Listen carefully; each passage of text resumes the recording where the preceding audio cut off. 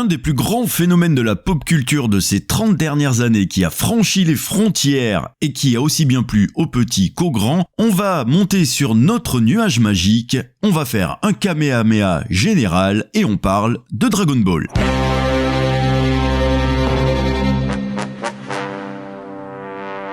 Dragon Ball est un manga créé par Akira Toriyama, un auteur de manga et de dessins animés japonais qui est né en 1955 à Nagoya au Japon. Il a commencé sa carrière en 1979 en publiant son premier manga Wonder Island dans le magazine Weekly Shonen Jump. C'est un magazine hebdomadaire de manga japonais publié par Shueisha qui est considéré comme l'un des magazines de manga les plus influents au Japon et a été publié sans interruption depuis 1968. Weekly Shonen Jump est spécialisé dans les mangas pour les jeunes garçons, également connus sous le nom de shonen manga. Grand-père m'a dit que si je rencontrais une fille un jour, il fallait absolument que je sois gentil avec elle. Le magazine a lancé de nombreuses séries de mangas populaires et influentes, telles que Dragon Ball, Naruto, One Piece et Death Note, qui ont toutes été adaptés en dessins animés, films, jeux vidéo et bien sûr les produits dérivés.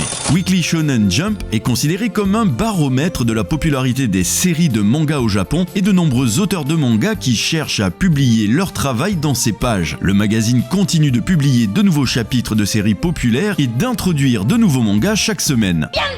Tu vas avoir une mauvaise surprise. Akira Toriyama a également créé d'autres séries de mangas telles que Dr. Slump. Il est aussi considéré comme l'un des plus grands auteurs de manga au Japon. Quant à Dragon Ball, le manga a été publié dans le Weekly Shonen Jump de Shueisha de 1984 à 95. Et ça lui a permis d'être considéré comme l'une des séries manga les plus populaires de tous les temps et a forcément été adapté à toutes les sauces. Je vais pouvoir en manger pendant plusieurs jours. D'ailleurs, Dragon Ball a initialement été conçu pour être la série spin-off de son précédent manga Dr. Slump. Dr. Slump, en fait, c'est un manga créé par Akira Toriyama, publié pour la première fois en 80, et il a connu un grand succès au Japon. La série suit les aventures du Dr. Slump, un inventeur un peu fou, et de son androïde Aral. Et les deux naviguent dans les situations loufoques de leur vie quotidienne. Dr. Slump est considéré comme l'un des premiers mangas comiques de Toriyama et a exercé une influence importante sur sa carrière future, notamment en ce qui concerne le développement de son style d'écriture humoristique et de ses personnages. En fin de compte, Dr. Slump a établi les fondations pour la création de Dragon Ball. Sacré professeur Slump, tu es un farceur. Sacré professeur Slump, génie au grand cœur. Quand tu as inventé le joli robot Aral, cette petite fillette, tu t'es donné bien du mal. Mais tu ne savais pas que tu allais bien t'amuser.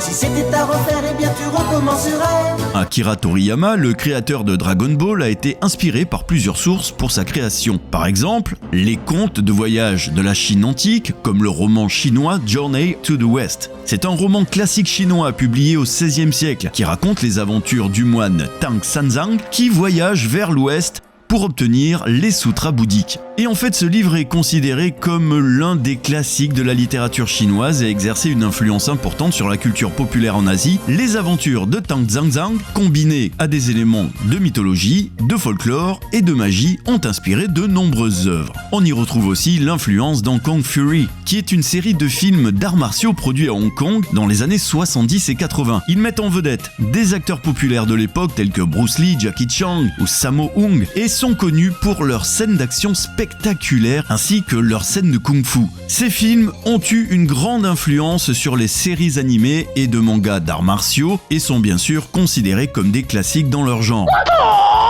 Il y a aussi tout ce qui est la mythologie asiatique et les légendes sur les dragons, ainsi que les films de super-héros et les comics américains. Partons sur Dragon Ball. Son Goku est le personnage principal de la série de manga et d'anime créée par Akira Toriyama. C'est un guerrier Z qui parcourt la galaxie pour collecter les boules de cristal tout en affrontant de nombreux ennemis puissants. Au fil des années, Goku grandit et devient de plus en plus puissant en apprenant de nouvelles techniques de combat et en découvrant ses racines extraterrestres. Ben ça alors, je savais pas qu'il y avait tant de monde sur la Terre. Il se lie d'amitié avec de nombreux compagnons de route et fonde même une famille avec sa femme, Chichi. Le personnage de Goku est devenu l'un des personnages les plus populaires de la pop japonaise et a été largement imité dans les séries animées et les jeux vidéo. Mais le design de Goku a lui-même été influencé par le personnage de la série d'animation chinoise Journey to the West. Et moi, tu sais ce qui m'est arrivé? Je me suis fait attaquer par un sanglier. Dans la série d'animation chinoise Journey to the West, le personnage principal, c'est Sun Wukong, également connu sous le nom du singe roi. C'est un singe surnaturel, doté de pouvoirs incroyables, y compris la capacité de se transformer en n'importe quelle forme et d'utiliser un bâton magique. Il est considéré comme l'un des personnages les plus emblématiques de la culture chinoise et a été représenté dans de nombreux films, livres et séries animées. Voilà pourquoi on découvre Goku avec un bâton magique pouvant se transformer en immense singe. Et ce qui devait arriver, arriva. Notre jeune héros aurait dû écouter son grand-père et ne jamais regarder la pleine lune. Mais la malédiction du loup-garou a encore frappé. Nos amis arriveront-ils à échapper à la colère du monstre ? Le petit plus, c'est son nuage magique, appelé le nuage Kinto, en raison de sa nature de singe sage. C'est une technique qu'il a apprise qui lui permet de se déplacer rapidement dans les airs sans avoir à utiliser d'énergie ou d'effort physique. Nuage magique.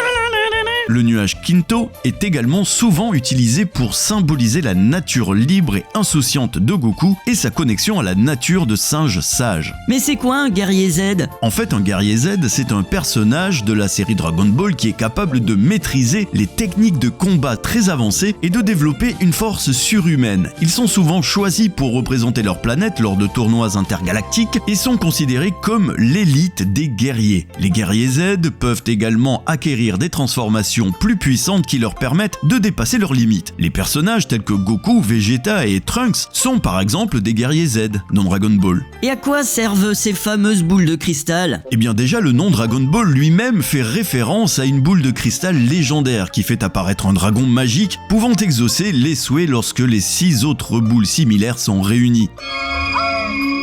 C'est ça, c'est le Dragon Ball.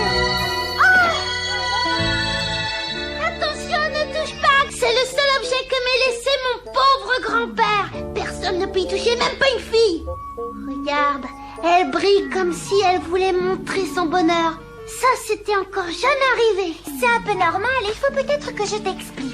Ce ne sont pas des grands-pères, mais des Dragon Ball. Des Dragon Ball. Oui, et ta boule de cristal est en parfaite union avec les 2 autres, c'est fabuleux. Au fil de ses aventures, Goku a croisé un grand nombre de méchants et d'alliés. Parmi les méchants, le personnage Vegeta est l'un des plus populaires de la série et il est même considéré comme le plus grand méchant qui s'est racheté dans l'histoire de l'animé. La prochaine fois, ce sera à moi de devenir un dieu. Laisse la place aux autres maintenant. Et tu as intérêt à respecter ça, c'est clair? Ah oui, au fait j'y pense. T'as été héroïque quand Bulma s'est fait frapper. Juste après ça, ta puissance de Super Saiyan a été impressionnante. C'est ça le pouvoir de l'amour. La prochaine fois qu'on se trouvera face à un ennemi puissant, on lui demandera de frapper Bulma. Il y a aussi le personnage de Piccolo qui était à l'origine un méchant et qui est devenu un personnage clé de la série et qui a largement été apprécié par les fans. Tu es le seul homme de la région qui n'est pas encore passé son permis de conduire. Et Petit Cœur non plus l'a pas passé. Je n'ai pas besoin d'apprendre à conduire. Je veux que vous commenciez tous les deux à prendre des leçons de conduite et dès demain. Est-ce que tu veux rire? Tu ne parles pas sérieusement, n'est-ce pas? Je n'ai jamais été plus sérieuse. Petit Cœur et toi, vous allez prendre des leçons et passer votre permis. Je vous l'ordonne. Si vous n'obéissez pas, je ne préparerai plus vos repas. Oh! Est-ce que c'est clair, oui ou non? Oui. Pour une fois, en France, nous étions en avance au niveau de la découverte de Dragon Ball. Au Japon, la série a été initialement diffusée sur Fuji TV le 26 février 86 jusqu'au 19 avril 89. En France, elle a été diffusée sur TF1 environ 2 ans plus tard, à partir du 2 mars 88 jusqu'en 94 dans l'émission du Club Dorothée. Ce qui a au passage d'ailleurs valu une petite guéguerre entre le Club d'eau et une certaine Ségolène Royal. Je crois qu'il y a une escalade de la violence, d'abord parce qu'on est dans une société qui voit reculer les frontières de ce qui est considéré comme supportable. Mais écoutez, je crois que trop c'est trop. Je pense que beaucoup de personnes pensent comme moi et n'osent pas le dire de peur de se ridiculiser. Et il faudra aussi parler des dessins animés, notamment des dessins animés japonais qui sont exécrables, quoi, qui sont terribles. Bon, hop là, et celle-ci. Ah bah là, y a rien. Un bouquin. Qu'est-ce que c'est que ça? Ségolène Royal. Là-bas, c'est bien nul, ça. Oh là là, allez, poubelle. Aux États-Unis, il a fallu attendre 95 pour que la série apparaisse sur la chaîne de télé syndiquée WB. C'était l'une des premières séries d'animation japonaise à être diffusée à grande échelle à la télévision américaine et a contribué à populariser le genre de l'animé aux States. La série a été diffusée sous le titre Dragon Ball Z. Pour la première fois en Amérique du Nord, elle a été très populaire auprès d'un large public. Vous vous en doutez bien, tout comme en France, Dragon Ball a été soumis à de la censure dans plusieurs pays, y compris aux États-Unis, où la série a été adaptée pour être diffusée à la télévision. Des coupes et des modifications du contenu original sont exercées pour le rendre plus approprié pour un public plus jeune et pour répondre aux normes de la télévision américaine. Par exemple, certaines scènes de violence ont été atténuées ou supprimées et les références à la religion et à la sexualité ont été modifiées, voire même éliminées. Cependant, la censure a également été un sujet de controverse car beaucoup de fans de l'œuvre originale considèrent que les modifications apportées ont altéré l'intégralité de l'histoire et de la vision de l'auteur, ce qui quelque part n'est pas faux. En conséquence, la plupart des fans préfèrent regarder la version originale non censurée de Dragon Ball. Bande de petits coquins. Dragon Ball a eu un impact si grand sur la culture populaire que ça a inspiré de nombreuses séries animées. Nous avons par exemple Naruto qui partage de nombreuses similitudes avec Dragon Ball en ce qui concerne la progression du personnage principal, mais également l'accent mis sur les combats.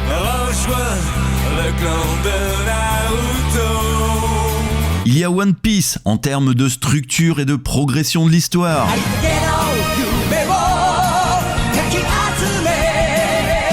Ainsi que Bleach pour les styles de combat et de progression de l'histoire également. Et nous avons même Yu-Gi-Oh! Quant à lui, c'est en termes de structure, de l'histoire et de l'accent qui est mis sur les combats. À toi de jouer!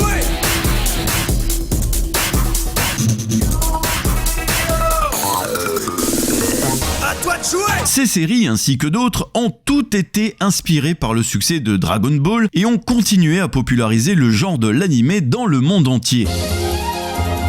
En ce qui concerne cette grande saga, parlons aussi de la musique. Elle est composée par Shunsuke Kikuchi, qui est considéré comme l'une des plus grandes icônes de l'histoire de l'anime. Shunsuke Kikuchi est un compositeur japonais né en 1931. Il est surtout connu pour sa participation à de nombreuses bandes sonores et de séries d'animation et de films japonais. Il a composé la musique pour plusieurs séries populaires et il est encore aujourd'hui considéré comme l'un des compositeurs les plus importants de l'histoire de la musique de l'anime. Ses œuvres ont été largement appréciées pour leur style mélodique ainsi que leur capacité à renforcer l'atmosphère et les émotions des séries pour lesquelles elles ont été créées. Ah, ça c'est sûr, rien à voir avec notre version de Dragon Ball chantée par Ariane. Dragon Ball, la quête finale des 7 boules de cristal venues des étoiles. En tout, il y a eu environ 153 épisodes dans la série originale Dragon Ball Z, et 291 épisodes au total pour la série complète, que ce soit Dragon Ball Z et Dragon Ball GT. Car oui, c'est une immense saga qui ne se limite pas à Dragon Ball. On voit l'évolution de Goku et ses proches au fil du temps. Et aujourd'hui encore, la série Dragon Ball a continué d'avoir une base de fans fidèles, même des décennies après sa première diffusion, et continue d'être popularisée sous forme de manga et d'animés révisés. Tu t'arrêtes de pleurer ou je te tords le cou, t'as compris?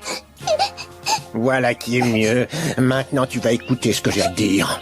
Bien. Pour finir, on ne peut pas ne pas parler d'une des voix iconiques de Dragon Ball en France, Brigitte Lecordier, la voix de Son Goku. Vous me connaissez surtout pour ma voix de Dragon Ball et aussi celle de Oui Oui. Invitée au Japon pour participer à une émission télévisée et pour rencontrer Masako Nozawa, la voix japonaise de Goku, elle a pu découvrir Dragon Ball Z, qui était à ce moment-là inédit en France, et doubler en avance Son Gohan, le fils de Goku, qu'elle a d'ailleurs doublé à son tour par la suite. Cette expérience a permis aux doubleurs français de mieux comprendre le manga, dont le fait que la série était à la base réalisée pour un public averti et non pour des enfants. Bande de petits canailloux. Mais à la base, Brigitte Lecordier ne partait pas pour faire du doublage dans la vie. Après avoir choisi des études scientifiques, elle a trouvé sa voie en entrant à l'école du cirque d'Annie Fratellini pour y apprendre le métier de clown. Elle est devenue ensuite metteur en scène, chanteuse et comédienne. Elle a fait des apparitions au théâtre, au cinéma et à la télévision. À la radio, elle a participé à des séries dramatiques pour Radio France et la Comédie Française, ainsi qu'à l'oreille en colimaçon, une émission de France Musique destinée aux enfants de maternelle. Bon, vous avez remarqué, je ne me suis pas attardé sur ce qu'on appelle un film, Dragon Ball Evolution de James Wong sorti en 2009. Ce fameux navet avec Justin Chatwin dans le rôle de Goku, que l'on avait déjà vu d'ailleurs en 2005 dans La Guerre des Mondes de Spielberg, il jouait le fils de Tom Cruise. Une question se pose encore aujourd'hui, mais qu'est-ce qu'il a fait James Wong avec ce film ? C'est vrai que d'habitude il est bon, mais là... On peut le dire, c'est une grosse merde. Oublions ce film.